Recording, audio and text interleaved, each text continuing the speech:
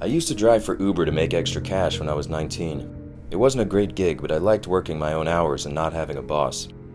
It was an average Friday night, busy for the first few hours with a slight drop-off around 9 and then another uptick in activity as people slowly left the bars between 11 and 2 a.m.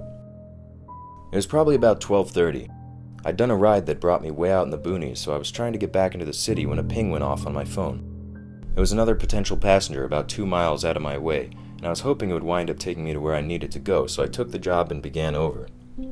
The music was off and the dark road ahead made me surprisingly tired to the point that I considered canceling the ride and going home, but against my better judgment I carried on for a few more bucks.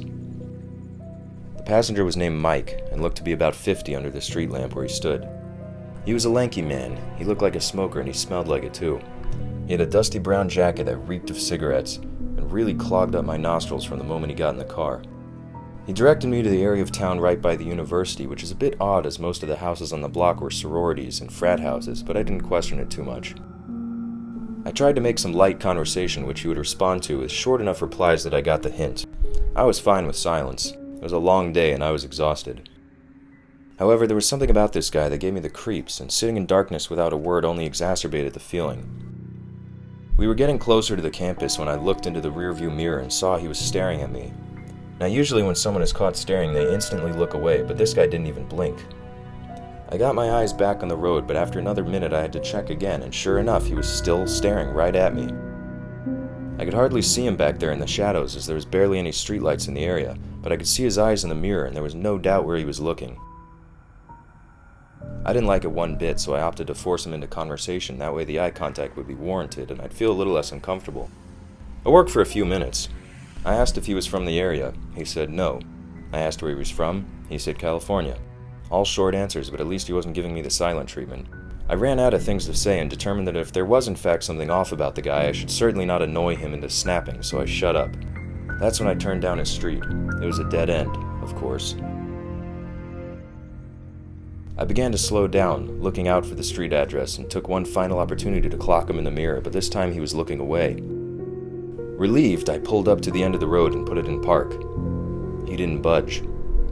He was now staring straight into the back of the seat in front of him. I still couldn't see him too well back there, but it was clear he wasn't moving. This had happened before, a passenger not wanting to get out, a few times, strangely. But both previous times the person seemed lonely or a bit mentally challenged. It was usually innocent, and the previous times it had been during the day. This time wasn't like those at all. The man seemed to be contemplating making a move. I wasn't sure what that might be, but I'd never had such a strange feeling about a person in my life. There was a very ominous sensation of dread hanging in the air, and my survival skills clicked on. Again, I tried to nudge the situation with a polite smile. "Have a good night," I said, and when it was apparent he was still not leaving, I continued. "Take care, all right?" I thought maybe if I gave him some genuine kindness, he'd spare me whatever he was considering doing. He stayed still a few more moments before finally opening the car door and stepping out at a glacial pace. Ironically, now he didn't look at me once as he slowly shut the door. That was fine with me. The moment the door closed, I hit the locks and flipped around, speeding off down the road. To this day, I'm not sure what he was thinking about back there or what he had planned before I gently urged him out. On paper, it's not much of a story, but it was easily one of the creepiest moments of my life. Odds are we all come in contact with a killer at least once in our lives.